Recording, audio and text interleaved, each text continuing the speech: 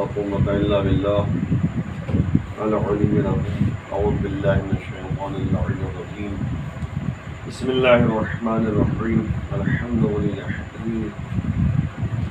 والصلاة على أهلها. رب اشرح لي صدري ويسر لي أمري واحلل عقدة من لساني يفقهوا قولي. أما بعد. عزیزان گرامی، سورہ نساء کی آیتوں کی تفسیر آپ سامنے پیش کی جا رہی ہے مختصر طور پر. آج آپ کے سامنے آیت نمبر 35 ہے جو آپ کے سامنے بیان کرنا ہے. خدا کا فضل و کرم ہے 34 آیتوں کی تفسیر مختصر ہی صحیح لیکن آپ کی خدمت میں بیان کی جا چکی ہے. آج 35ویں آیت ہے جو ہمیں متوجہ کیا جا رہا ہے. پچھلی آیت میں اگر آپ کو یاد ہو تو بیان کیا گیا تھا کہ الرجال قوامون علی النساء، مرد کی حکومت ہے عورتوں پر. یعنی کیا مطلب؟ یعنی وہ عورتوں کا نگراں ہے، عورتوں کے لیے جو ہے یعنی ناظر ہے، نگراں اور ناظر اور حاکم ہے. لیکن یہ حکومت کا مطلب یہ نہیں کہ ڈکٹیٹرشپ جو ہے اس کے اندر پیدا ہو جائے. باقاعدہ اسلام نے جو ہے زن و شوہر میاں بیوی کے حقوق کو متوجہ کیا ہے. اس کا لحاظ بہرحال پوری ہے. اس میں ایک بات آپ کے سامنے جو عرض کی تھی کہ عورت کے اوپر جو ہے شوہر کا حق یہ ہے کہ شوہر اگر چاہے تو عورت کو طلاق دے سکتا ہے. شوہر کی اجازت کے بغیر جو ہے وہ گھر سے باہر نہیں نکل سکتی. شوہر کے یعنی جب بھی شوہر جو ہے کا دل چاہے مقاربت کے لیے بیوی انکار نہیں کر سکتی. یہ تمام چیزیں جو ہے پیش نظر ہیں. لیکن گھر کے کاموں کے لیے عورتوں کو جو ہے باقاعدہ یعنی منزلت دی گئی ہے، ان کو جو ہے باقاعدہ یعنی فضیلت حاصل ہے. لیکن شوہر پر یعنی یہ نہیں ہے کہ وہ زبردستی جو ہے کھانا پکوائے، زبردستی گھر کے کام کے لیے جو ہے متوجہ کرے. عام طور پہ ہمارے سماج میں جو ہوتا ہے وہ میاں بیوی کے جھگڑے جو ہیں سامنے نظر آنے لگتے ہیں. وہ کم میاں بیوی کے جھگڑے نظر آتے ہیں. وہ صرف اسی بنیاد پر ہے کہ جب بیوی جو ہے شوہر کے حقوق کو نہ جانے اور شوہر جو ہے بیوی کے حقوق کو نہ جانے، ایک دوسرے کے اندر خوف خدا جب تک پیدا نہ ہو، جب تک ایک دوسرے کے اندر احساس پیدا نہ ہو، میل محبت، بھائی چارگی، میل محبت، سلو آشتی کا جذبہ جب تک نہ ہو، تب تک جو ہے یاد رکھیے زندگی اچھی نہیں گزر سکتی. اس لیے ضرورت اس بات کی ہے کہ ایک دوسرے کے حقوق کا خیال کیا جائے.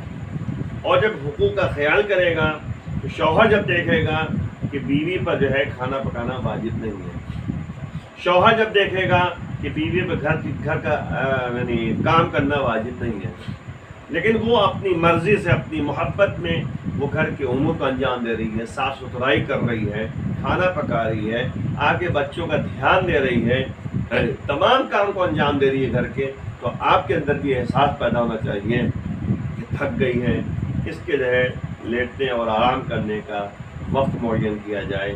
یہ بھی کہ انسان ہے وہ بھی صنف نسواں ہے، کمزور قد مخلوق ہے، مرد کے مقابلے میں تو بہرحال کمزور ہوتی ہے. لیکن اللہ نے عورتوں کے اندر ایسی ہمت دی ہے اور طاقت دی ہے کہ جو عورت کام انجام دیتی ہے وہ مرد نہیں کر سکتا. ایک دن اگر جو ہے مرد کو جو ہے وہ تمام امور دے دیا جائے جو عورتیں کرتی ہیں.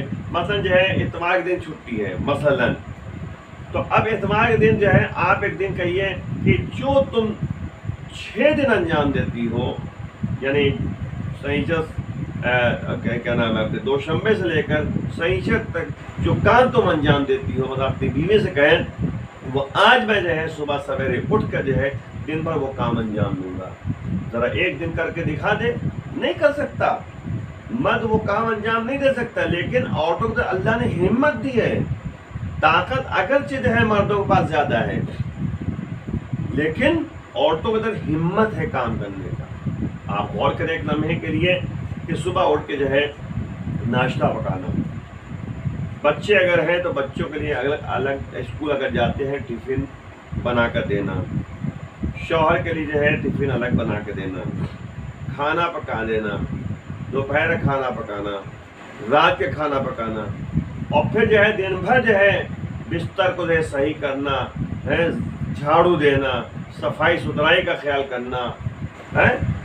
شوہر جو ہے کہتے کہ آیا باہر سے, اس نے فون کر آ کے لیٹ گیا, چائے لاؤ, اور وہ چائے لا کے دے رہی ہے. تمام کپڑے دھونا, تمام کام وہ انجام دیتی ہے. تو ظاہر سی بات ہے ان کے احساسات کا خیال کرنا چاہیے مردوں کا. یہ مطلب تھوڑی نا کہ ڈکٹیٹرشپ کی بنیاد پر جو ہے گھر کے امور کے لیے انجام دے.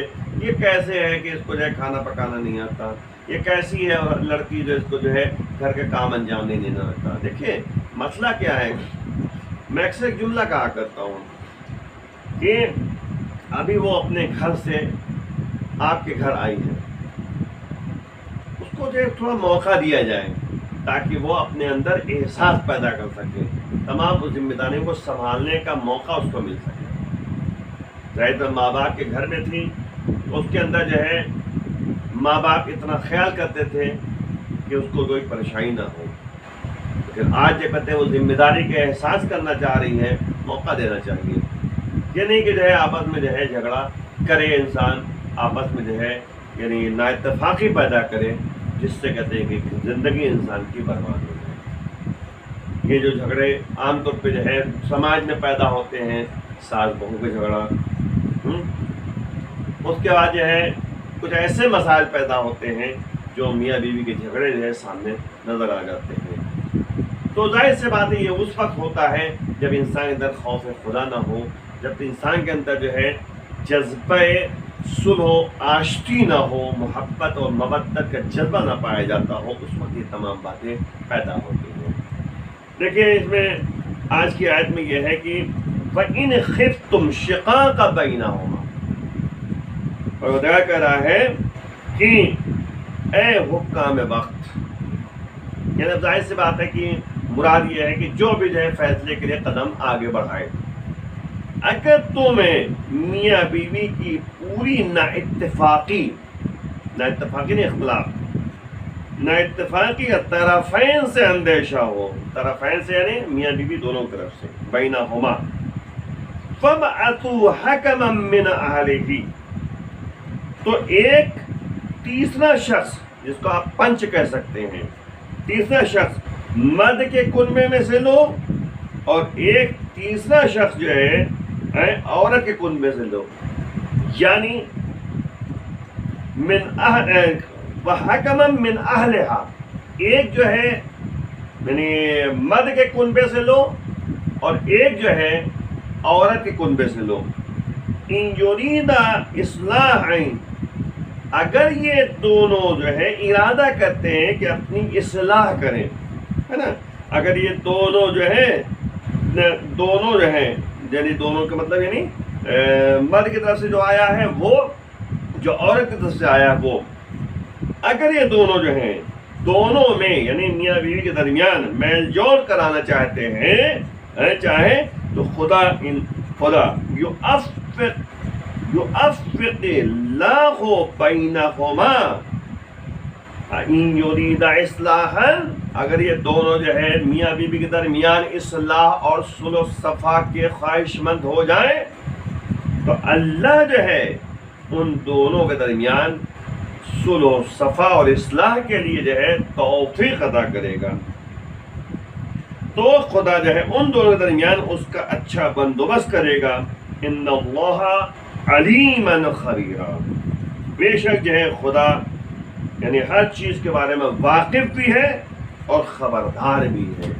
دیکھیں یہاں پہ مسئلہ کیا ہے جلدی صاحب کے سامنے کہ سماج میں ہمارے کیا ہوتا ہے, میاں بیوی کے جھگڑے اتنے بڑھا دیے جاتے ہیں کہ نتیجے میں جو ہے یا طلاق کی نوبت آتی ہے, یا آپس میں یعنی کورٹ کچہری کی نوبت آ جاتی ہے, مقدمے لڑے جا رہے ہیں, ایک دوسرے کے جھوٹی بیانات دیے جا رہے ہیں, جھوٹے جو ہے مقدمے لکھے جا رہے ہیں. یہ تمام باتیں کب پیدا ہوتی ہیں؟ جب انسان اصلاح پسند ہے ہی نہیں. کبھی عورت کی طرف سے جو ہے مقدمے دائر کیے جا رہے ہیں، جھوٹی جھوٹی باتیں لکھی جا رہی ہیں، کبھی جائے گا کہ مرد کی طرف سے یہ کام انجام پڑتا ہے۔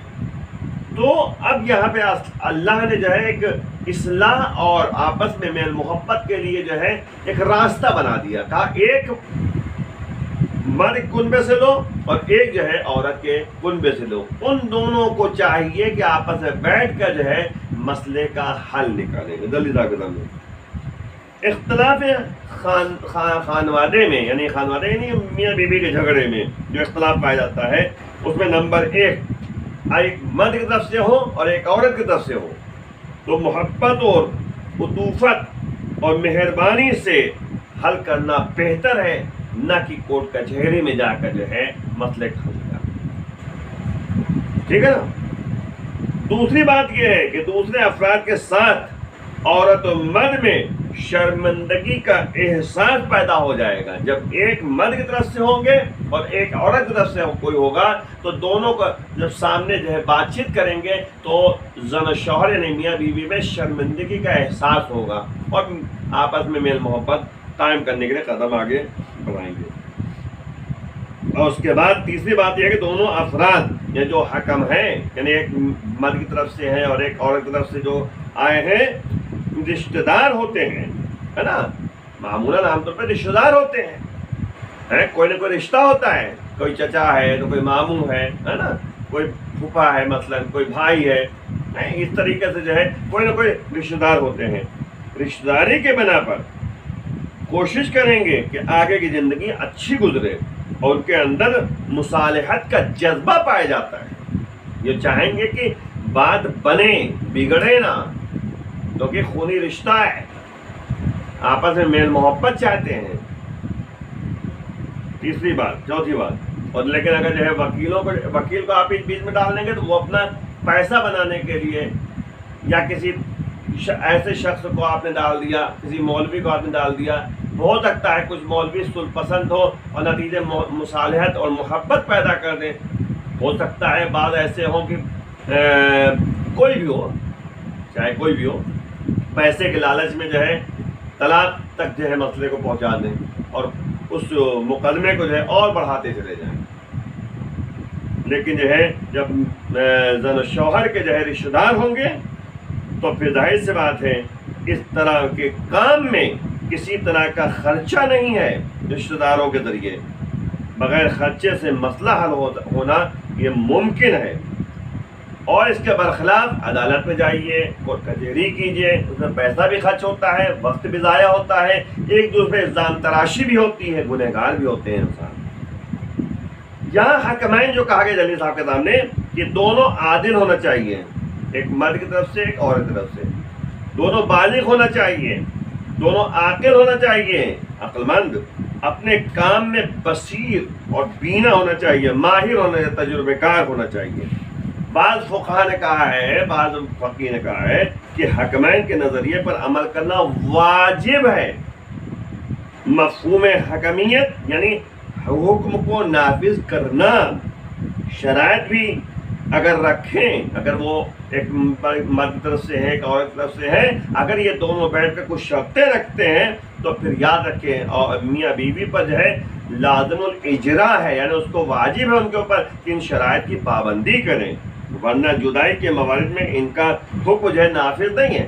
اگر یہ دونوں جو ہے صلح و صفا اور اصلاح کے لیے قدم آگے بڑھاتے ہیں تو بہرحال جگہ کی ضرورت اس بات کی ہے کہ ان دونوں کے شرائط جو بنائے ہوئے شرائط ہیں میاں بیوی پر واجب ہے کہ ان شرائط کے پر عمل پیرا ہو۔ لیکن اگر جو ہے دونوں میں یہ بات طے ہو جاتی ہے کہ نہیں بھائی اب طلاق کی نوبت آ گئی ہے، تو اس میں جو ہے ان دونوں کا حکم جو ہے ماننا ضروری نہیں ہے، بلکہ پھر سے جو ہے بیٹھا جائے، دوبارہ جگہ کی آپس میں بیٹھ کر جو ہے صلح و صفا اور محبت کی باتیں، اصلاح کی باتیں کی جائیں۔ بہرحال جو ہے اسلام نے باقاعدہ یعنی زندگی گزارنے کا بہترین موقع عطا کرتا ہے۔ جھگڑے تو عام طور پر ہوتے رہتے ہیں، لیکن جھگڑے کو طول دینا اور طولانی کرنا جو ہے یہ یعنی مناسب نہیں ہے، عقل کا تقاضا نہیں ہے۔ آئیے مل کے دعا کرتے ہیں۔ پروردگار امام کے آوان سال میں شمار فرما، امام کے ظہور میں تعجیل فرما۔ وآخر دعوانا الحمدللہ رب العالمین۔